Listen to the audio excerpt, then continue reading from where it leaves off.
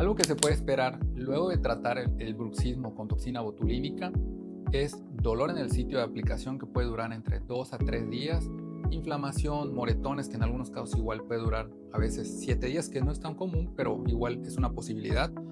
En otros casos igual se puede presentar cierta fatiga o debilidad muscular, sobre todo al consumir alimentos duros como son frutos secos o incluso carnes rojas.